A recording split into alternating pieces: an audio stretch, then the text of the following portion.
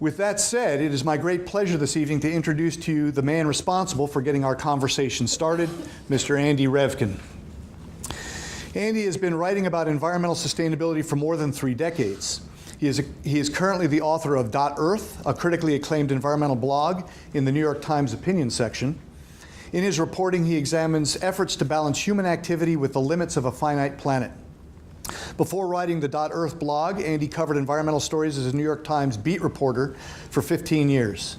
His journalistic journey has taken him to the Arctic, Amazon rainforests, and pretty much everywhere in between. Andy has a biology degree from Brown University, a master's degree in journalism from Columbia. He has taught at Columbia Graduate School of Journalism and the Bard College Center for Environmental Policy. In 2009, Andy joined the staff of Pace University's Academy for Applied Environmental Studies as a senior fellow for environmental understanding. He teaches courses in blogging, environmental communication, and documentary film. He is hailed as a pioneer in multimedia communication. Andy has gone far beyond reporting. His writing and filmmaking are very educational, and many of our faculty on this campus use his materials to train the next generation of environmental leaders. So I would like to thank you, Andy, for joining us, making the trip, getting through the fires and delays in Chicago. And Andy's talk will be Peak Food, in which we'll hear about humanity's appetite and the efforts it's had on this earth. Please join me in welcoming Andy Revkin.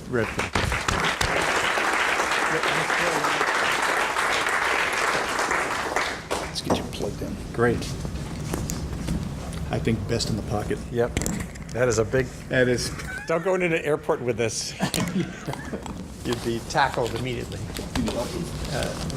Yeah, I'll just stick it in my pocket. I think I'll stick it in my pocket. I'll just put it right there. Okay. I'm not going to reach it. Wow. No. High tech. So it's great to be here back on this campus. I've been coming here for a good long while.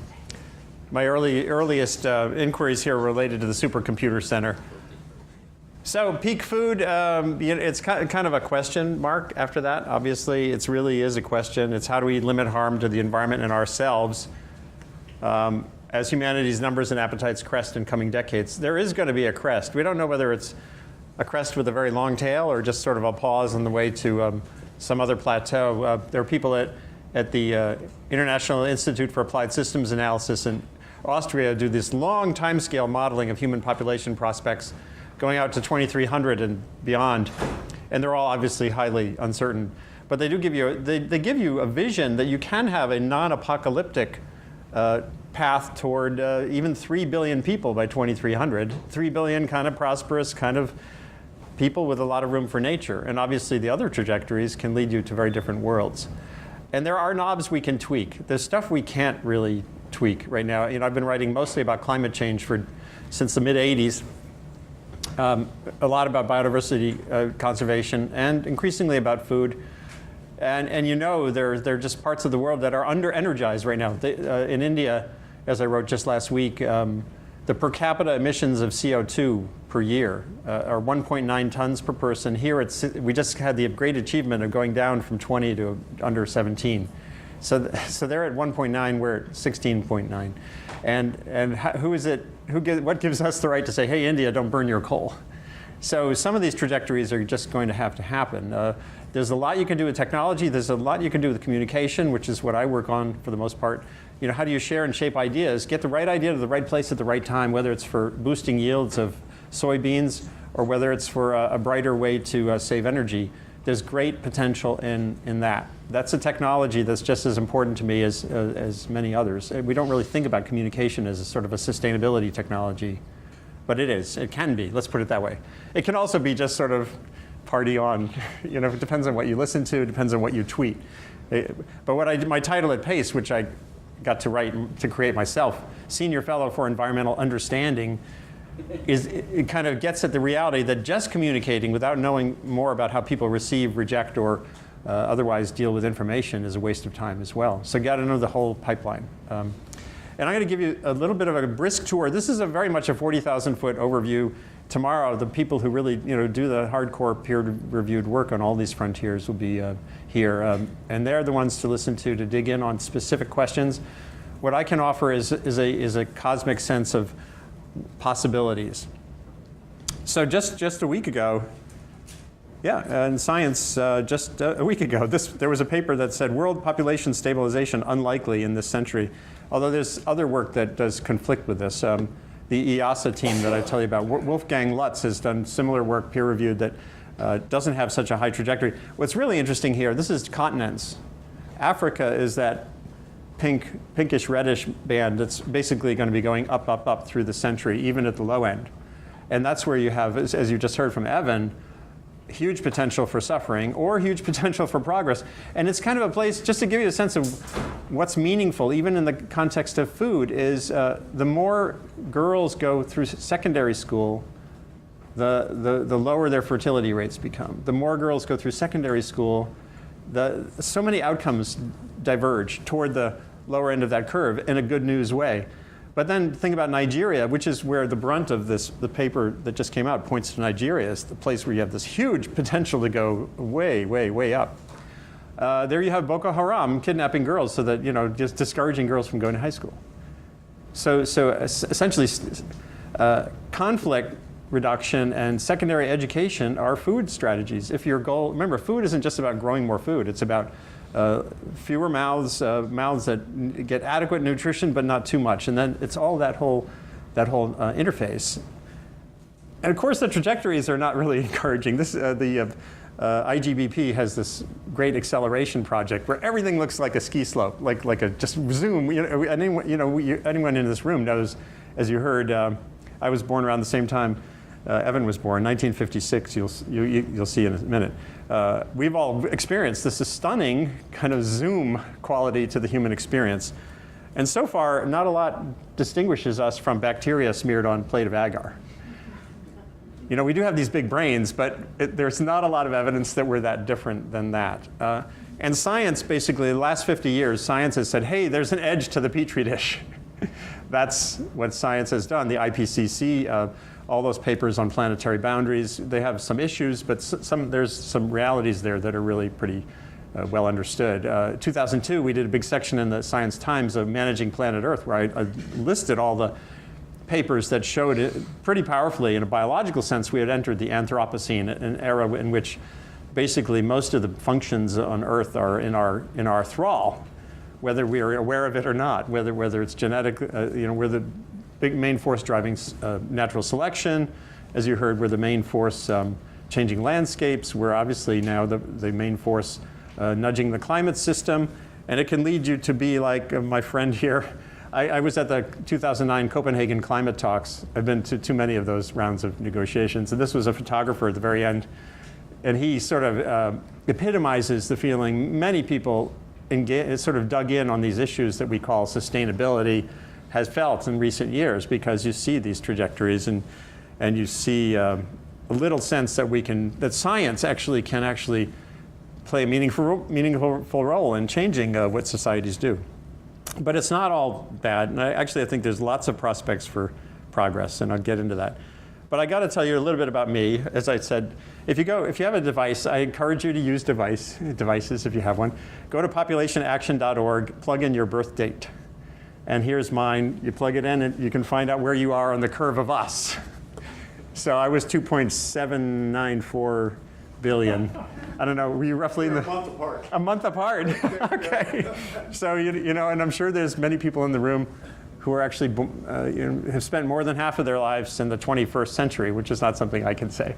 And you're all gonna, what's extraordinary about right now, there's a big OMG aspect to right now, oh my God, but there's also a big wow quality. You are gonna live through one of the great transitions in the history of mankind from the time we were diverged from the other species in our lineage, because something's going to happen that's going to be different than that in your lifetimes. It's not going to be Zoom. And you could actually potentially play a part in shaping that trajectory. So far, remember, we've just been bacteria on agar. Our approach to resources has been like a teenager confronted with going to a party and seeing some fun stuff, whatever it is. And so the fun stuff for us for the last 200 years has been fossil fuels and forests and fisheries, and we just kind of take and And that's been pretty remarkable, but we're going in a different direction. So I started out, like a lot of people here, as a middle class, well, in my case, New Englander. One of my big connections to nature was to go fishing. That's me and my brother. And then after college, I got to travel. I got a fellowship to go study in the South Pacific. I ended up in Bali in 1979. I ended up in the Maldives down here in 1980. I ended up on a sailboat. That's the secret behind all of this. And I saw a big chunk of the world, and it was seeing the world, especially in that era, that made me want to be a journalist. When I was at Brown, I wanted to be a marine biologist. And then I realized you have to get a PhD, and I just didn't have the kind of focal concentration capacity for that. And some of the things that I saw that made me want to be a journalist included this, which was in Djibouti, at the base of the Red Sea. There's a tiny little chunk of land that the French claimed in recent time. And I was walking down the street there one day, and there was a pile of leopard skins for sale by the side of the road. And this is like my first, this can't be sustainable moment. This was 1980, and so I don't know whether sustainability was already out there, I think it was arising in the jargon, but on that boat I didn't know about it, but I knew what it did not look like. That didn't look sustainable, and that kind of experience made me want to get into journalism. And I've been, as you heard, I've been doing this for a long time, from the Arctic to the climate talks, to the Hudson River there with the sturgeon, to force a Category 5 Hurricane Ivan in 2004, trying to kind of grapple with all these issues of human vulnerability, natural change in the face of our big impacts on the environment. And in the Amazon, you talk about the rate of change. It's not just curves. You go into a restaurant in Manaus in 1989 when I was reporting on my book on Chico Mendes, murdered Amazon rubber tapper activist. And in the restaurant, there's a sloth hanging out by the TV, like totally weird. And then I walked, also in Manaus, I walked down the street, and there was an open air funeral parlor with coffins in all sizes, like we would go to a Starbucks and see coffee cups in all sizes. And it was not a remarkable thing. It was just the way life was. And that was, again, these kinds of things, when you realize that here in the late 20th century, and still in plenty of places on the planet, it's not unremarkable at all to bury a kid. The rate of child and infant mortality is way down from where it was even 20 years ago. It was a page one story in the Times when it dropped below 10 million a year, kids below the age of 5. A friend of mine wrote a few years ago. But it just tells you how much, you can either look at it as how many problems there are or how many opportunities there are to greatly improve both human and environmental prospects in coming years. And especially being a young person right now, it's just, they're great opportunities. Now, journalistically, I went from being kind of a straight reporter to a blogger. I started the blog in 2007 when I was still a news reporter, but in 2010 I became kind of an opinion blogger, but my opinion is that reality matters, and especially that science matters. So I've been kind of inconvenient for a lot of people. Many activists are so carried away in their activism, whether they're anti-nuclear or pro-GMO, people tend to oversimplify, and I'm kind of like trying to remind people where reality sits. And it's probably because I was a middle child that I had this, interest in trying to kind of navigate through what other people were asserting or doing. And it gets me into interesting situations. Like this was, that's Bobby Kennedy Jr., the son of the famous senator and attorney general. And Robert Stone was the director of a film on promoting the idea that nuclear power can have a place in the 21st century. And I moderated a debate. This was just kind of a moment out in the hallway, but you get the idea. That's my role in life. Now, I've done this with food. Some of you, Lester Brown's not coming here, is he? No. I'm sure he's been here, and I'm not sure Vaclav Smil has been here. They kind of demarcate differing views of human prospects. Smil at the University of Manitoba, he's now emeritus, unbelievable writer. He writes these foundational books on food, on energy, on disasters. He's just a fountain of, he worships data.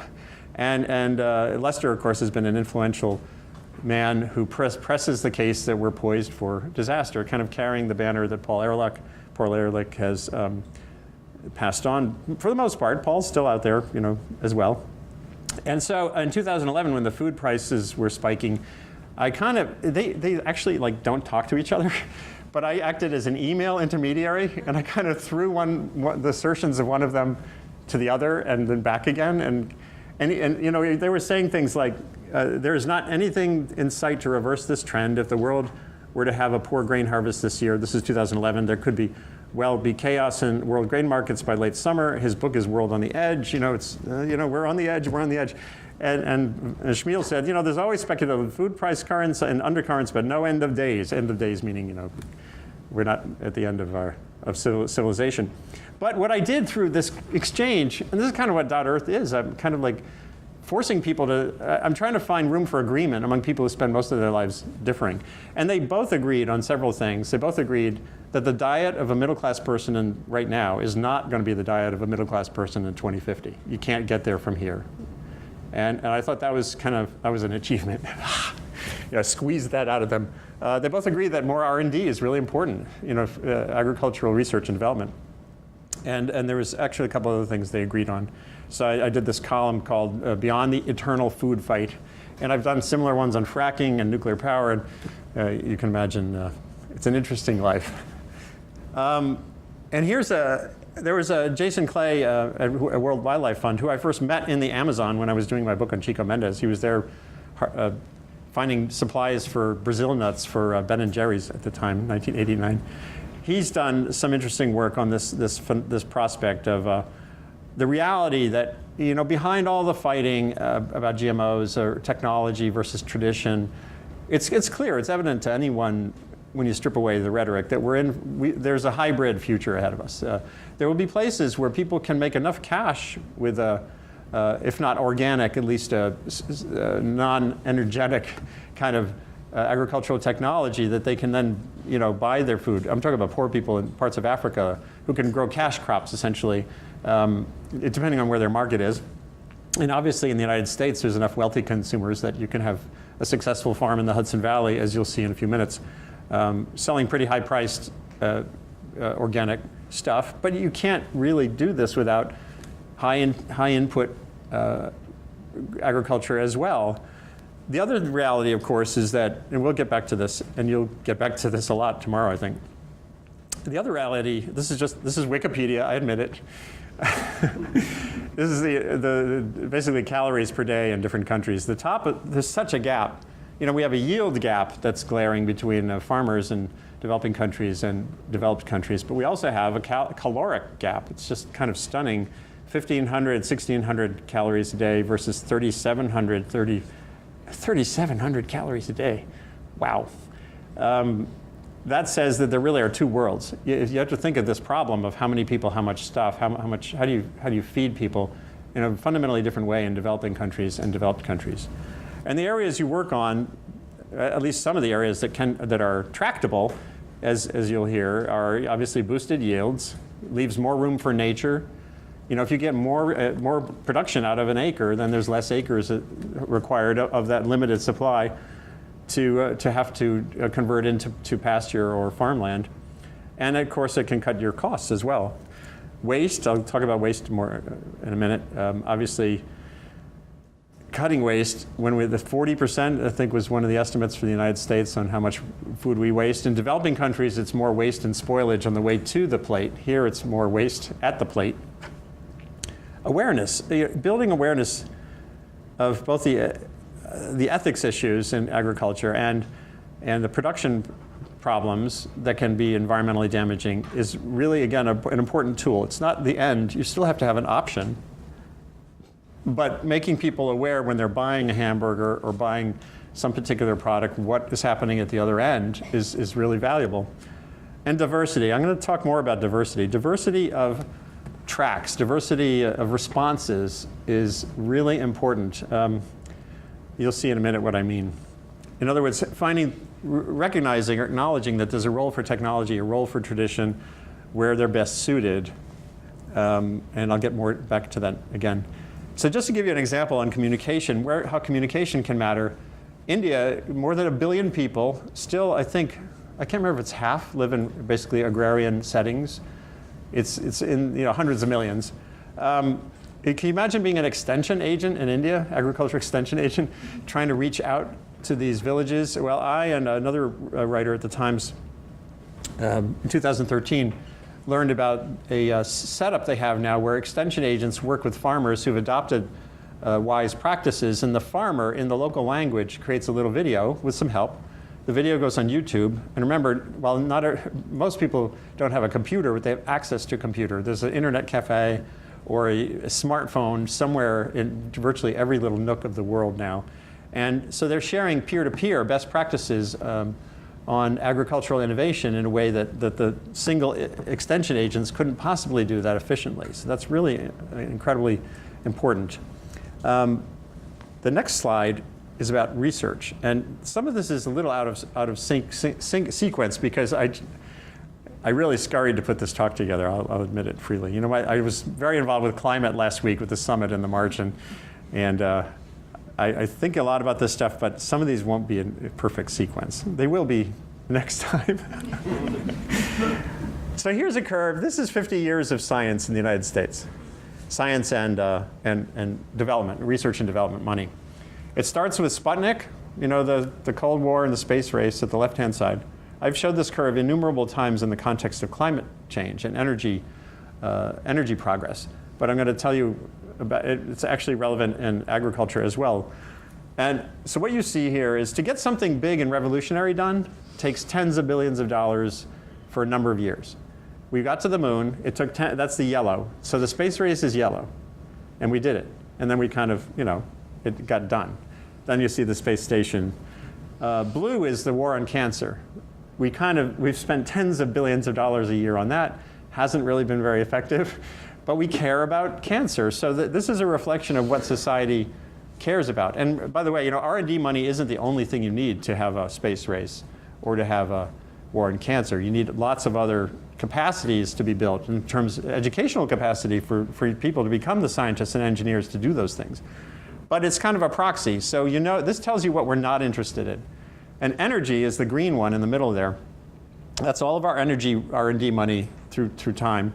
You can see basically looks like the anaconda swallowed a rabbit around, that's the 70s, that's the oil crisis. And then it dribbles away. Ronald Reagan disinvested us in energy research, and no one else reinvested. Republicans, Democrats, it was a bipartisan slumber party, and it has remained. And you can see the stimulus. See the stimulus, that little beep? But for those of you anyone out there who's a historian of science or studies innovation, you know that blips are not what create a sea change and what people end up pursuing as their careers. To get energy and innovation to be a career, you need sustained public investment in the frontiers of science, because that's not where companies put their money. So, and you probably have noticed there isn't a curve there for agriculture. It's because it's way buried in that red one. The red one is general science. It's like, that's everything. So agriculture, and there's been many studies, National Academy of Sciences and others, that show you we're not remotely invested. And then, of course, international agricultural research and development has got a similar kind of, we just aren't there yet in terms of making this a priority. And that's kind of a shame. So now, jumping back to the laundry list of things we can work on, one is waste, obviously. And Vaclav Smil did a little sit-down with Bill Gates recently that they invited me to put on .earth that I'll show you. It's just about a minute. Whoops. Where are the crops going to start from? I think the most important thing you can do is immensely. When you look at the basic figures, you see that the US produces about 3,700 kilocalories of food per person per day. But the average American adult consumes only about 2,100 kilocalories per day. That's 1,600 kilocalories wasted per person per day. The US wastes 40% of the food it produces. That is the same as throwing away 5 McDonald's cheeseburgers per person per day, every day. And given the structure of human population and given the structure of income, there are still many decades of increasing consumption to come. So the bite which we are taking out of the biosphere, you can envisage it will be bigger and bigger as we go along. The bite we're taking out of the biosphere is a function of well, waste, among other things. If you don't have policies that blunt people's, the simplicity with which you just take down more forest, then you end up with more forest being taken down. And the waste, just to give you a reflection on waste, this is wasted energy in our modern, the way we handle food. I would hope that in 2050, when someone looks at this picture of the frozen food section in a market on the right there, or the refrigerated, this is a refrigerated section, not frozen food, they would say, oh my God, how did they do that? Now I know where I live, there is a transition away from having just open shelves for refrigerated and frozen stuff. But Lee Shipper, who took this picture before he passed away, was an energy technology wizard at Berkeley and Stanford. He sent this to me just one day, maybe 6 years ago, out of exasperation. And I think it just is a proxy for the other kinds of ways we can start thinking about waste as being something as a real-time opportunity. So you heard earlier about equity or inequity, and I'm meshing it here with health in the sense that at both ends of the spectrum, I was in Seoul a couple of years ago, and there's just, you can do this in the Palisades Mall near where I live too. There's just like food beyond imagining, just in this underground shopping mall. And then one of our reporters at the time, a photographer, took this picture in Malawi during one of the bad droughts there a few years ago. And what they represent to me is not just too much stuff and too little stuff, but John Holdren, I quoted him in 2008 when he was president of the AAAS at that time. That was before he was the science advisor to Obama. And he did a long lecture at the annual AAAS meeting, and it turned into a commentary in the journal Science. And basically, he did a calculation. When you look at lost life years, like when you tally the years that are taken away from illness, and he was looking at conflict as well, that basically, in this case, both ends of the spectrum are about equal. In other words, diseases of affluence roughly take away as many life years as diseases of poverty. Think about diabetes, heart disease, cancer, versus malnutrition, gastrointestinal stuff. And that says, we have to work at both ends of the spectrum. I did a piece a few years ago, right around the time people were talking about the achievements of the Millennium Development Goals.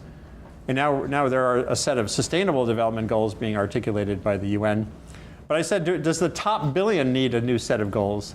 You think back to the Millennium Goals, they were all really creditable. A lot of work's been done, but they're all focused on this end of the tail of the human experience, and not so much on our overconsumptive end of the tail of human experience. And I think we have some work to do at our end if we want to have a soft landing, like one of the ones I talked about a minute ago. So you can't talk about food, and not in a non-vegetarian society, without talking about ethics as well. There's so many issues. What the number is, 40 million, what is it, 40 million chickens, I can't remember if it's a day or a week, are slaughtered in America. And the way we treat our animals, Temple Grandin and others have been working on ways to try to make the experience of creating meat less unethical. But there's so many issues there to be attended to, including, well, many of them. But there are ways to start to do this, to at least get us to think about where our food comes from in terms of this as well as the environmental impacts. My students at Pace last year, we have an environmental policy clinic now where students take on subjects and work with nonprofit groups, or in this case with a student campus group, to try to address some of these issues. So at Pace, we did a whole project on CAFOs, confined animal feeding operations, just to sort of explore what's going on, what could you do differently if you keep meat in the system. And so this was photoshopped. We don't have live chickens in the cafeteria at Pace. But in the class, they created a photoshopped image and put it up on campus, so you got the idea, just to remind you what's in a chicken nugget. And we're talking with the students were talking with the big company that provides the food for campus to see if we can start to engage more on sourcing and that kind of thing. So there's things that students can do. They did a blog post. Personally, we feel that CAFOs should stand for Confined Animals Fighting Oppression. What do you think? And it's an open question. None of these are easy. But if they're not addressed, can you imagine if the whole world ends up with the meat appetites that we in the West have, and it's not just here, but Germany, parts of Europe as well, that's a lot of animals that we're slaughtering, and there are issues that attend that. And then the ecology, there's the ecological implications, which also include some ethical ones. I've written periodically about bushmeat. That's a gorilla hand. Yep. But we can kind of go shame on you to anyone in Africa who might be dealing in bushmeat. But remember, a little while ago, we were dealing in bison. Have you seen this picture of bison skulls? Unbelievable. We just denuded the plains of bison. These skulls were heading to become, when you char them like charcoal, they become carbon black, which is a dye, not a dye, but a pigment used in publishing. So, we've all had our little slaughter parties, and it's just part of the human experience to some extent. Now I'm going to shift into sort of what I see as some promising trends. Jesse Ausubel and others in 2012, and Jesse Ausubel at Rockefeller University has been writing a lot about kind of some of these background transitions that we're in, sometimes that we don't recognize. He did a paper on decarbonization that years ago. That was an interesting look at, on a 200-year scale, we're basically been moving progressively from carbon-based fuels like coal and oil toward gas, which has more hydrogens, and then eventually he thinks will be more of a hydrogen-based species. If solar is a way to create hydrogen too, for as a storage system. At any rate, they did this paper on what they called peak farmland, which is, as you can see, is a way to calculate, that we've avoided a lot of, by intensification of agriculture over time, we've avoided a lot of loss of land that would have happened otherwise. And so he sees a prospect for that trend to continue and actually end up with not having to constantly eat into the Amazon. I'll show you some other work that kind of implies this is happening. So once again, here's a little iffy transition back to the subject I mentioned before, which is embracing diversity. I was talking with Evan earlier. I stumbled on this paper. Recently, I wrote a piece on .earth a couple of years ago. I think it was when it was either Keystone or fracking. I can't remember. An environmental writer at Grist really got at me, for being sort of off message. I think there's a way forward that includes gas and that kind of thing. And I said, can the environmental movement tolerate diversity? Liberals are supposed to be kind of an embracing culture. And I wondered if there's a way to not always see someone who's not exactly in your track, whether it's energy sources or other issues, whether you can kind of accommodate people who have the same goal but maybe different tactics. And it got me thinking about diversity. And then I was going through the literature on that, and I found this ecological paper from 2003, Response Diversity. This is so interesting, because this is about species within ecosystems responding to environmental change. And there's a resilience capacity that comes from having a diverse set of responses. And what it says here, the diversity of responses to environmental change among species contributing to the same ecosystem function, which we call response diversity, is critical to resilience. Response diversity is particularly important for ecosystem renewal and reorganization following change, et cetera, et cetera. So this afternoon, I went through this and I just changed some words slightly. The diversity of responses to environmental change among people contributing to the same social function, which we call response diversity, is critical to resilience. Response diversity is particularly important for ecosystem and food system renewal and reorganization following change. We should pay special attention to response diversity when planning food system management and restoration, since it may contribute considerably to the resilience of desired ecosystem and food system states against disturbance, mismanagement, and degradation. It's kind of like, it sort of works. Just today, I sent a note to a bunch of sociologists, environmental sociologists, to see if this has been studied. Is it actually adaptive for society to have diverse responses to an environmental challenge? I assert that my hypothesis, whether it's testable or not, is that the answer is yes. So this is what I'm talking about. In the fights over GMOs versus organic, that's the GMO papaya that my colleague Amy Harmon did that beautiful story about, part of her award-winning and wonderful reporting on this whole issue. And then you have Stone Barns, this Rockefeller-funded center in Westchester County. I was just there a couple of days ago, and they're demonstrating some pretty cool things there. There's probably a role for both, as I said, going forward, and to say that one or the other is to demonize all GMOs together, and or to say all organic agriculture can't have a place in feeding 9 billion people, I think is probably flawed.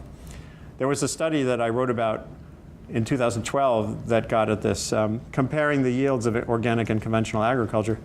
I mean, I don't know whether this study held up. I'm sure some of you know more about it than I do. But I thought basically it illustrated some of these points in a way that I thought was useful.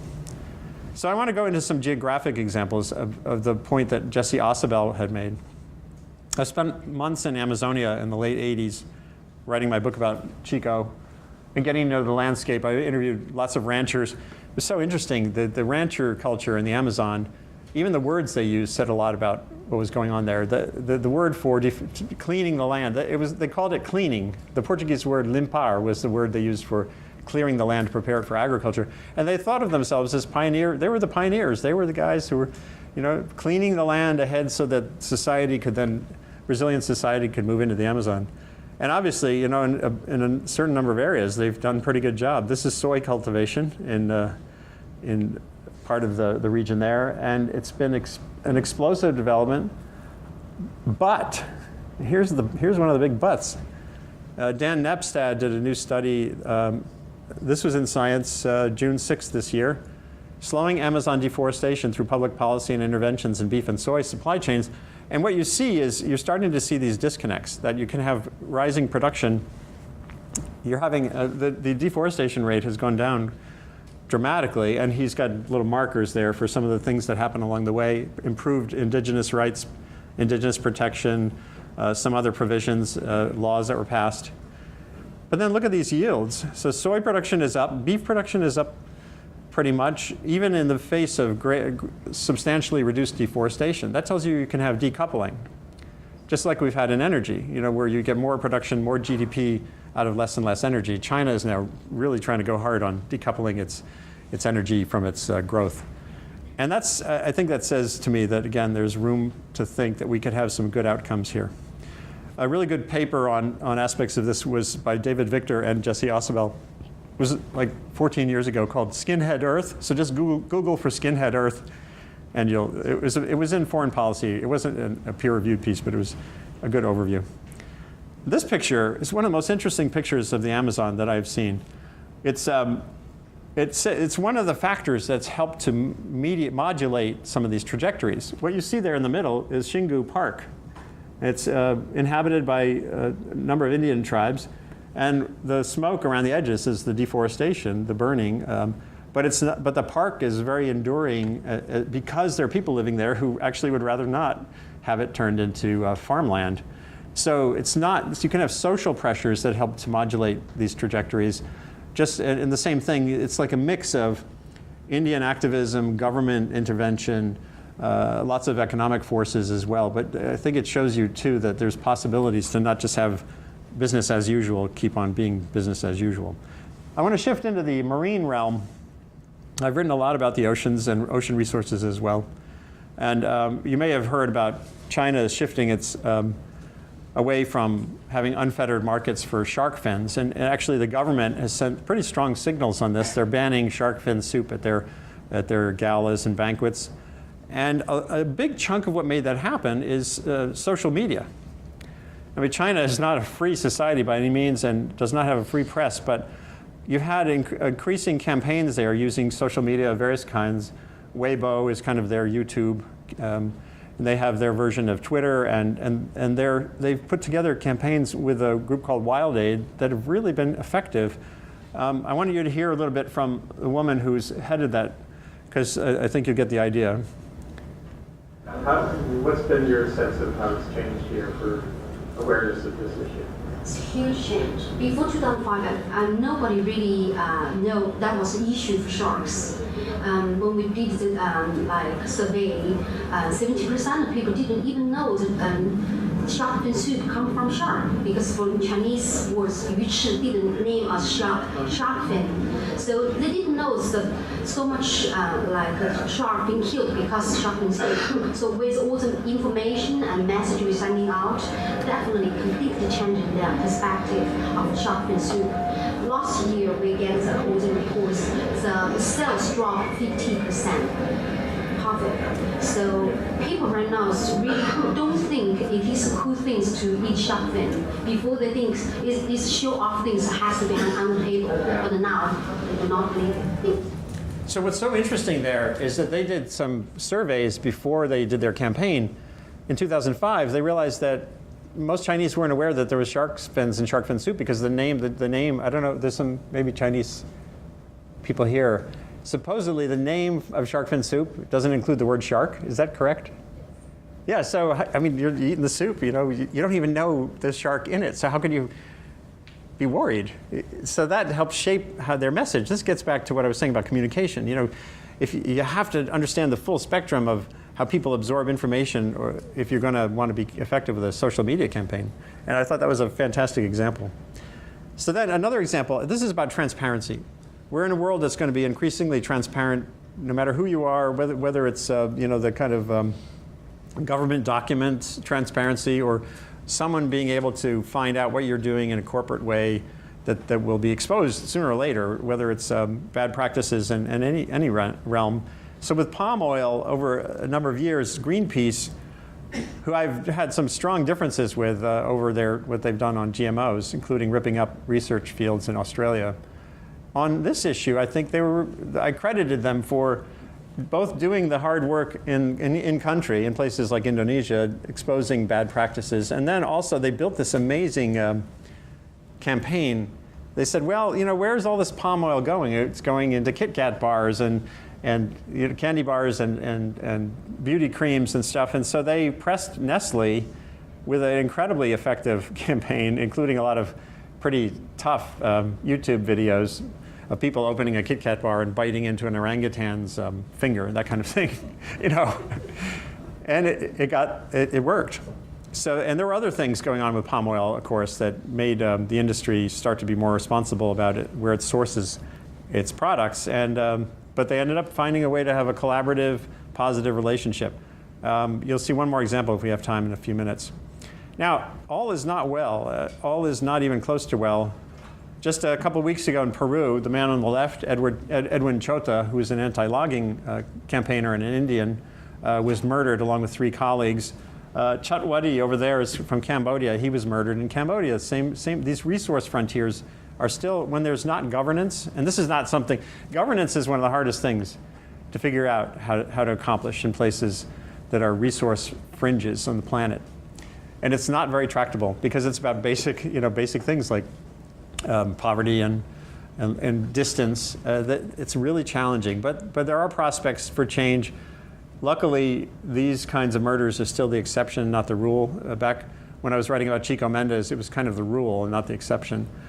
And again, one last thing, there's something for everybody to do, whether you're a communicator as a student, whether you're going to be a scholar and researcher looking on the frontiers of some genetics or soil science. Everyone has a role to play. My students at Pace, with our documentaries, we've been tackling resource issues over the last 4 years. We did one about this woman, Linda Thornton, who's from Illinois originally, moved to Belize in the 80s because she had this dream of shrimp farming that was different than the typical shrimp farm. And she created a really interesting system with very low environmental impacts. Most of the water doesn't leave the shrimp farm. And so there's not that flow of effluent and nutrients into coral reefs and stuff. And we made a film about her. If we had more time, I'd click on this image, but you can find them all. Down there, those 2 little URLs there. One is for our film, which is about sort of the best practices in shrimp farming. The other one is University of British Columbia journalism students did a film on the worst practices of shrimp farming. So students are making films and putting them on the web and on my New York Times website that are can play a role in informing the public about what's going on. So a couple last thoughts from my part of the world, the Hudson Valley. 100 years ago, sturgeon, the great Atlantic sturgeon, was what was called Albany beef because they were so common that It was cheaper than beef. They were stacked up on the docks like that. Those fish are probably 10, 12 feet long. It's hard to find one in the Hudson now that's 7 feet long even.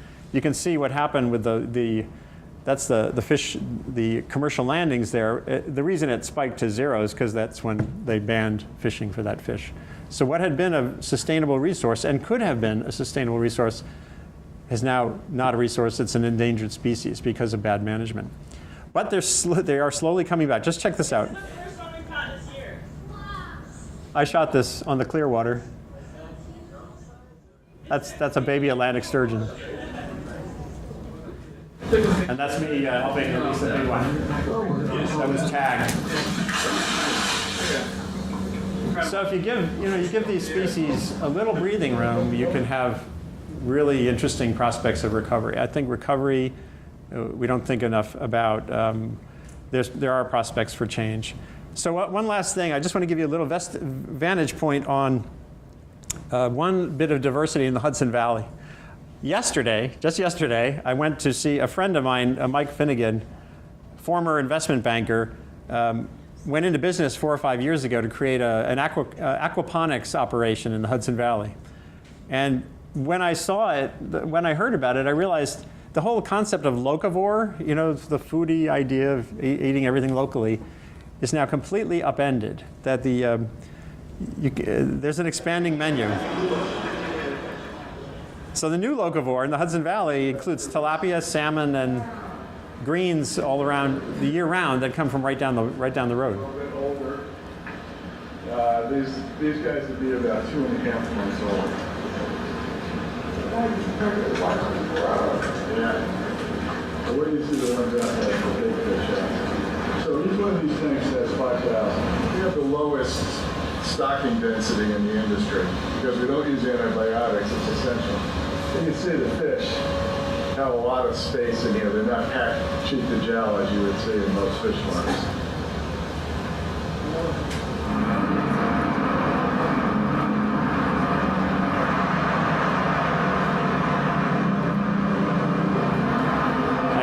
I edited this on the plane. The roots are actually down in the water, and as the water flows through, the root structures collect the suspended and dissolved solids over time. So if you were to do this in an a hydroponic system, those roots would be translucent.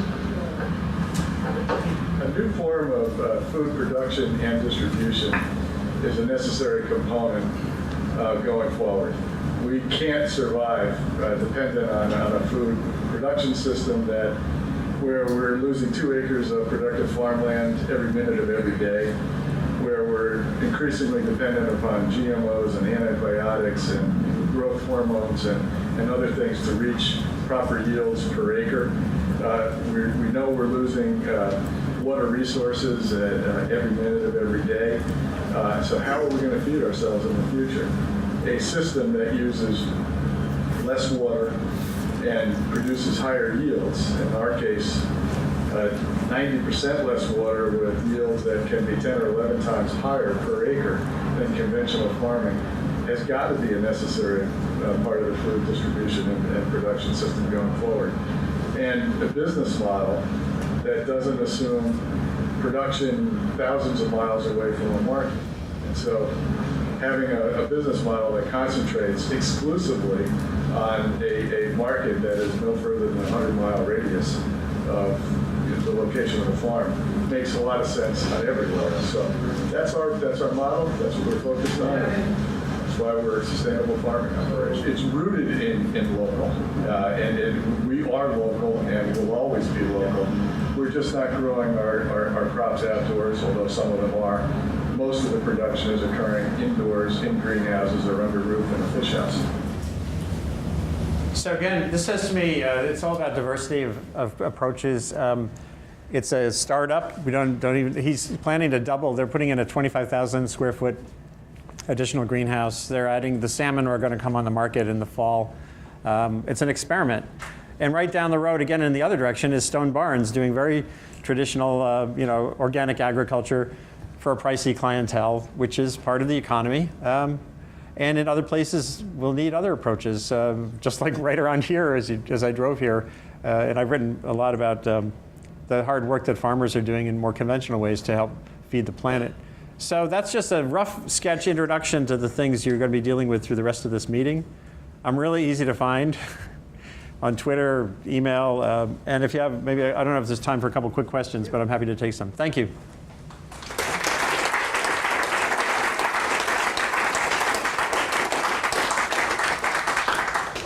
Questions for Andy? I was wondering what your take is on engineered food using genomics and synthetic biology for, sort of hamburger, petri dish hamburger stuff. I wrote, I've written about the engineered meat, and I had a proposal, so maybe someone here can pursue it. I think the one to go for first, maybe oddly, is foie gras. I wrote this on .earth. And the reason is, decades ago, I wrote a lot about organ transplantation, and the liver is the most proliferative tissue in the body. It just loves to grow. So you already got that. You got a tissue that's biased to just keep going. You don't have to worry about the structure, like with a muscle tissue. High profit margin. I'm sure there's lots of people out there who are horrified by the way geese and ducks are treated to create conventional foie gras, who, if you could come up with a tasty version that didn't have to go through a duck, would be happy with that and would pay a really high price. So I would love it if someone could push forward with that. I mean, in a more, I've written about that whole question, and I think it's something to pursue. I'm sure the energy inputs are tough. I'm sure structurally, making a filet mignon that way is a long way down the road. It's kind of like fusion in the energy arena, someday. I don't know. Hamburger, maybe so. But again, you have to get at the inputs, and whether it's worth it is another question. Algae? Algae, I think everything needs to be examined. See, algae in the shape of seaweed is already a major industry around the world. It's a big source of, it's mariculture. I wanted to go to a seaweed conference a few years ago. I never got to go. So it's, again, diversity of approaches. The limits on farmland don't include the ocean. Oh, I did a piece recently on this idea of seeding salmon fertility with iron off of BC, which is a nuanced, there are some interesting work being done. It got all tangled up in some controversy because of one of the guys involved, but you look at the data, there's some interesting prospects there as well. It means we have to sort of change our relationship with the oceans. The idea of open ocean farming essentially is kind of controversial. So we'll see what happens there. Other questions? God, can't be possible. Think about the needs to address the food system as a whole and both ends of that distribution, the needs of the affluent and the needs of the impoverished. There's a trade-off in investing in innovations for creating local salmon in Illinois and feeding, say, folks in Zambia about 1,600 calories a day. So how do those trade-offs get reflected in investment priorities, or how do we go about wrestling with the prioritization and the allocation of resources? Well, this is such a tough, but this gets at what people choose to study.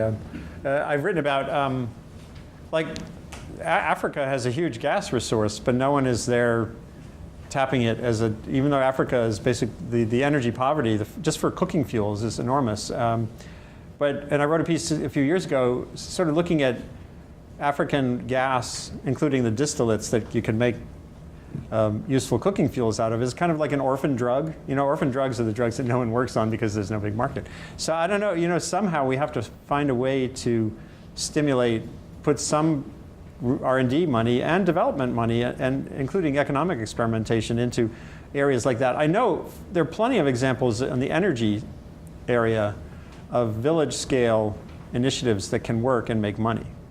Selco, it's a company in India that I've written about where they're able to make money, and they have a few hundred employees doing sort of energy audits for people who don't have any electricity to see how they can incorporate electricity, a certain amount, into their lives in the most efficient way.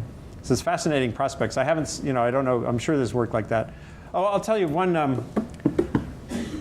woman at Stanford, Jennifer Burney. I don't know if she's here or been here. She was working in West Africa on how solar irrigation has benefited women's farming co-ops.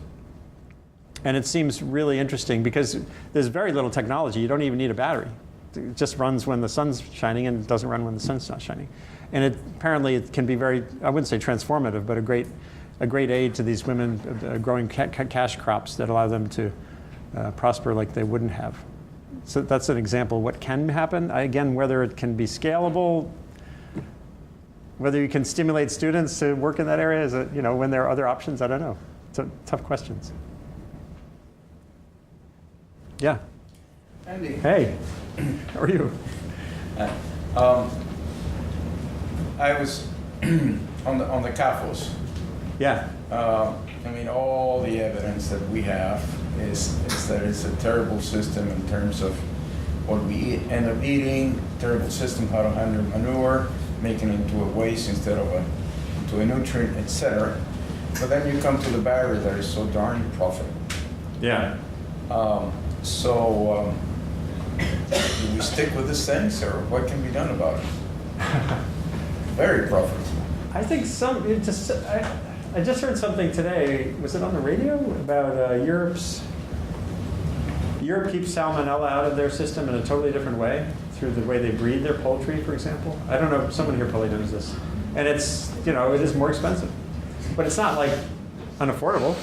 So a lot of this gets at what we care about, and that, I think, gets back to the role of education and at least basic information, reminding people that a chicken is an actual animal, or certainly a pig, which is they're so intelligent. My son has worked at a farm with pigs and sows and piglets, and my 16-year-old, it's changed his view on. He still eats meat, but a lot less, and no pork. So I don't know how you can have direct experience for 300 million Americans with that, but then you can maybe have priorities change a little bit. I don't know. Tough questions. So you've written about the effects of population on climate change and the greenhouse gas emissions associated with every person that's born. What do you see sort of as a potential? Is there a communication thing that might change that, or how controversial would it be? Is that a strategy? It's I've written probably 20 or 30 pieces in the last 7 years that try to remind people that, I'm going to be writing more, that, I don't know if I can get on the internet. Maybe I can't. Forget that.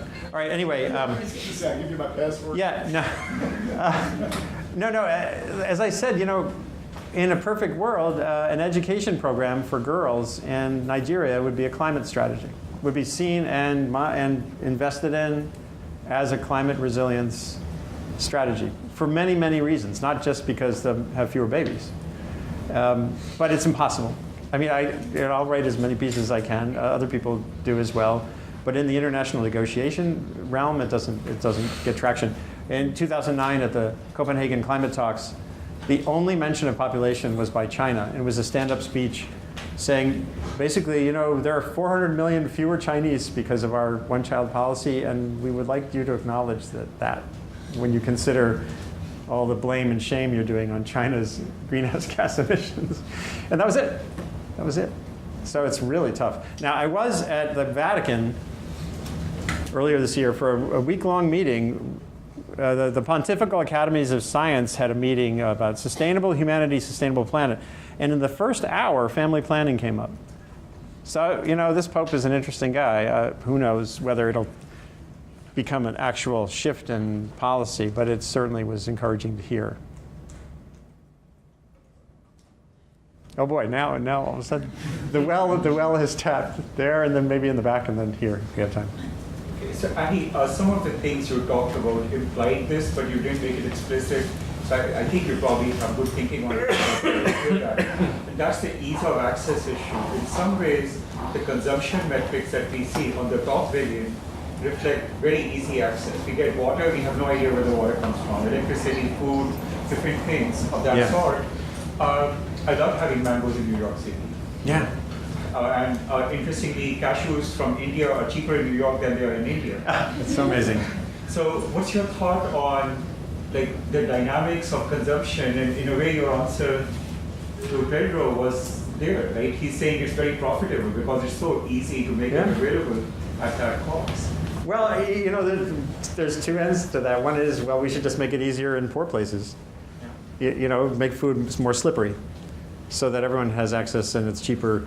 The other, I do think there's work that we can do to cut waste. I think it has to come through education from a very early age. I grew up still, like a lot of you, the older folks. My parents, you know, remember the Depression in a big way. And, you know, my grandparents, I have a picture in here somewhere that I've used with the Clean Plate Club. You know, it really mattered. We did not waste food. It was like an imperative, just kind of part of how we grew up. It's really hard for me to sustain that in my household now because the shadows of some of those challenges are getting fainter. So experience and education can make a little difference. I'll give you, there's some schools, like Gunnery School, a private school in Connecticut. They looked at some studies and they took away the trays in the lunchroom, in the cafeteria.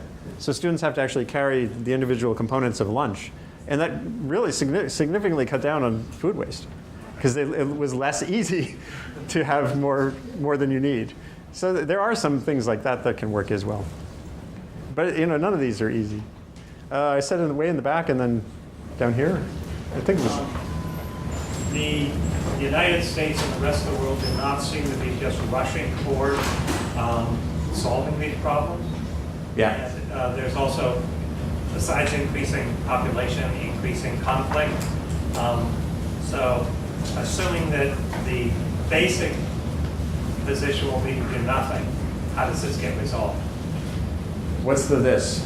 The climate, or you mean the whole schmear? The whole schmear. The whole schmear. I mean, you started with, you know, the 9 billion people Yeah. and what it means and all that. Well, I've decided when you're faced with a really wicked problem like climate change, or I think all of the food is the similar multidimensional complex problem. Several years ago, I realized we have to, and I have a whole other talk I could give you for an hour, that we have to move away from numerical goals and move toward goals for what are the traits and characteristics and capacities in a society that you could foresee going in the right direction. Like, in other words, if you're going in the wrong direction, don't give me a 350 number or 2 degree number till you know how to bend the curves a little bit. Because we have to start by bending curves. And then you can get a lot of plasticity. There's a lot more plasticity once you start bending curves for energy efficiency and that kind of thing. And so I think of the traits are all there. You know, it's education, communication. Remember, sharing and shaping ideas. The more you can do that, the better in terms of getting the right idea to the right place at the right time.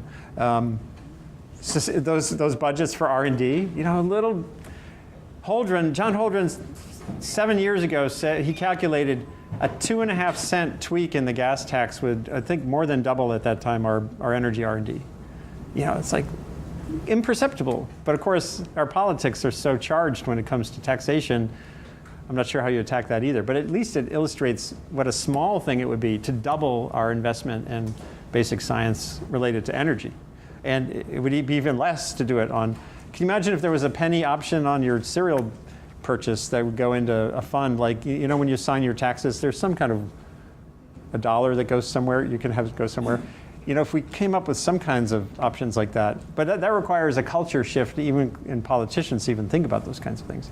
These are all long time scale things. I think the good news is these wicked problems, there's a role for everybody in this room.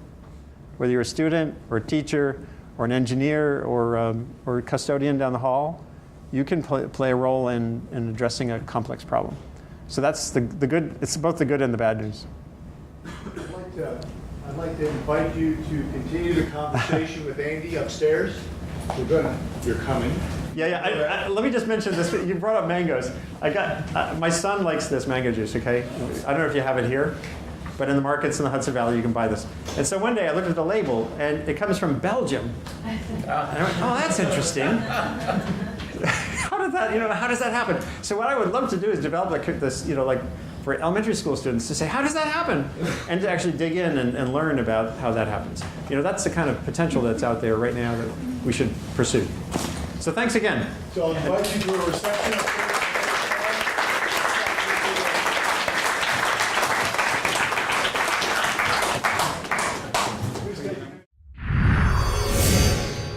Illinois.